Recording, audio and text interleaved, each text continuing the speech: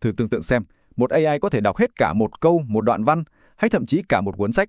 Nhưng không phải là đọc từng từ một đâu nha, mà là nhìn vào tất cả cùng một lúc, trong nháy mắt. Nghe như phim viễn tưởng đúng không? Nhưng không hề. Đây chính là cuộc cách mạng đã làm thay đổi hoàn toàn cuộc chơi, thay đổi cách máy móc hiểu được ngôn ngữ của con người chúng ta. Này nhá, khi chúng ta đọc, não bộ sẽ ngay lập tức tạo ra các kết nối ngữ nghĩa. Nhưng đối với một cỗ máy, đó lại là một thử thách khổng lồ. Trong nhiều năm trời, AI đã bị kẹt trong một phương pháp xử lý ngôn ngữ cực kỳ cứng nhắc và, nói thẳng ra, là không hề tự nhiên chút nào. Và đây chính là điểm mấu chốt của sự thay đổi. Chúng ta đã đi từ cách đọc tuần tự, chậm chạp sang một phương pháp hoàn toàn mới, cho phép AI nhìn thấy toàn bộ bức tranh ngay lập tức. Cái kiểu đọc từng từ một, nó giống như là nhìn thế giới qua một cái ống hút vậy. Còn tất cả cùng lúc chính là nhìn bằng một tầm nhìn toàn cảnh. Toàn bộ cuộc cách mạng này thực ra bắt nguồn từ một bài báo khoa học duy nhất vào năm 2017, với một cái tên phải nói là cực kỳ táo bạo: Attention is all you need. Tạm dịch là chỉ cần sự chú ý là đủ. Và đúng là nó đã thay đổi tất cả. Vậy thì, trước khi có bước đột phá này, AI đã đọc như thế nào? Chúng ta hãy cùng quay ngược thời gian một chút để xem những hạn chế đã kìm hãm AI ngôn ngữ suốt một thời gian dài nha. Ngôi sao của thời kỳ đó chính là mạng neuron hồi quy, hay gọi tắt là RNN. Ý tưởng đằng sau nó nghe thì cũng khá hợp lý. Nó cố gắng bắt chước cái cách mà chúng ta xử lý thông tin, tức là một cách tuần tự. Cứ tưởng tượng nó giống như trò chơi truyền tin vậy. ANN lấy từ đầu tiên, tóm tắt nó lại thành một bộ nhớ nhỏ, sau đó nó chuyển cái bộ nhớ đó cùng với từ thứ hai để xử lý tiếp. Vấn đề là, đến khi nó đi được tới từ cuối cùng của một câu dài, thì thông tin về từ đầu tiên đã trở nên mờ nhạt và bị bóp méo đi rất nhiều rồi. Vậy thì vấn đề chí tử của cái cách làm này là gì? Chà, có 2 điểm yếu chết người luôn. Thứ nhất, nó cực kỳ chậm, vì phải xử lý tuần tự, không thể làm song song được. Và thứ hai, quan trọng hơn nhiều, là nó có một trí nhớ, phải nói là rất tệ. Trong một câu dài, nó thường quên mất phần đầu câu khi đọc đến cuối. Và điều này đã dẫn chúng ta đến khoảnh khắc thay đổi cuộc chơi. Các nhà nghiên cứu bắt đầu tự hỏi, tại sao cứ phải đi theo một đường thẳng nhỉ? Tại sao không nhìn vào tất cả mọi thứ cùng một lúc? Bài báo đã đưa ra một đề xuất cực kỳ táo bạo, hãy vứt bỏ hoàn toàn kiến trúc hồi quy đi.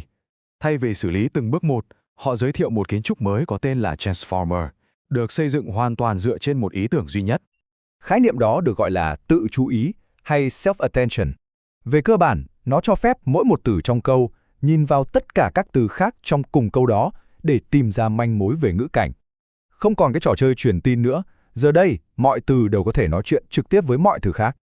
Nghe thì có vẻ phức tạp, nhưng ý tưởng cốt lõi lại vô cùng tinh tế. Hãy thử hình dung nó giống như có một người thủ thư siêu hiệu quả bên trong máy tính vậy. Vậy, nó hoạt động ra sao? Hãy tưởng tượng, mỗi từ đang muốn tìm kiếm ngữ cảnh cho chính nó. Nó sẽ gửi đi một truy vấn, giống như đang hỏi, từ nào trong câu này liên quan nhất đến tôi nhỉ?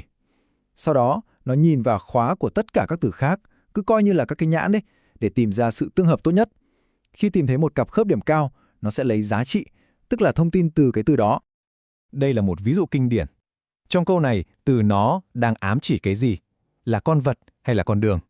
Đối với con người chúng ta thì quá rõ ràng rồi, nhưng đối với máy móc, đây từng là một bài toán rất hóc búa. Với cơ chế tự chú ý, từ nó sẽ gửi đi một truy vấn. Nó so sánh truy vấn đó với khóa của tất cả các từ khác trong câu. Và nó nhanh chóng nhận ra rằng khóa từ con vật có điểm tương hợp cao hơn rất nhiều so với từ con đường. Bằng cách này, nó biết ngay rằng nó chính là con vật, vấn đề được giải quyết. Và đây mới chính là điều tạo nên cuộc cách mạng. Toàn bộ quá trình này không hề diễn ra tuần tự. Nó xảy ra cùng một lúc cho tất cả các từ trong câu. Đây chính là khả năng xử lý song song hàng loạt. Điều đã giải quyết được vấn đề lớn nhất về tốc độ của các mô hình RNN cũ. Vậy, lý thuyết thì nghe hay đấy, nhưng thực tế thì sao? Liệu nó có thực sự hiệu quả không? Chà, các kết quả đã tự nói lên tất cả. Bảng so sánh này, từ chính bài báo đã cho thấy một sự khác biệt một trời một vực. Với RNN, để kết nối hai từ ở xa nhau, nó đòi hỏi rất nhiều bước tính toán. Nhưng với tự chú ý, con đường kết nối luôn chỉ là một bước duy nhất. Điều này có nghĩa là mô hình có thể kết nối từ đầu tiên và từ cuối cùng của một đoạn văn dài, một cách dễ dàng như hai từ đang đứng cạnh nhau vậy. Trong một bài kiểm tra tiêu chuẩn về dịch máy từ tiếng Anh sang tiếng Đức, Transformer đã đạt được một kết quả đột phá, điểm BLU là 28,4. Con số đó không chỉ là tốt hơn một chút đâu, nó đã thổi bay các mô hình tốt nhất lúc bấy giờ với khoảng cách hơn 2 điểm BLEU, một bước nhảy vọt thực sự trong lĩnh vực này. Và nó làm được điều đó trong khi chỉ cần một phần nhỏ thời gian huấn luyện, nó đã thiết lập một tiêu chuẩn hoàn toàn mới. Điều này đưa chúng ta đến tác động lâu dài của công trình này. Bài báo năm 2017 này không chỉ là một cải tiến, nó là một hạt giống cho cả một cuộc cách mạng. Hãy nhìn vào dòng thời gian này. Hầu hết mọi mô hình ngôn ngữ lớn, mọi công cụ AI tạo sinh mà chúng ta nghe nói đến ngày nay, tất cả đều có thể truy ngược nguồn gốc của chúng về kiến trúc Transformer được giới thiệu trong bài báo này. Nó đã trở thành nền tảng cho tất cả. Vì vậy, cuối cùng tầm quan trọng của Transformer không chỉ nằm ở chỗ nó nhanh hơn hay chính xác hơn, mà là nó đã cung cấp cho AI một phương pháp hoàn toàn mới để xử lý thông tin. Thay vì phải lắng nghe một cuộc trò chuyện một cách tuần tự từng từ một, nó đã dạy cho AI cách nhìn vào cả căn phòng và hiểu tất cả các mối quan hệ phức tạp cùng một lúc.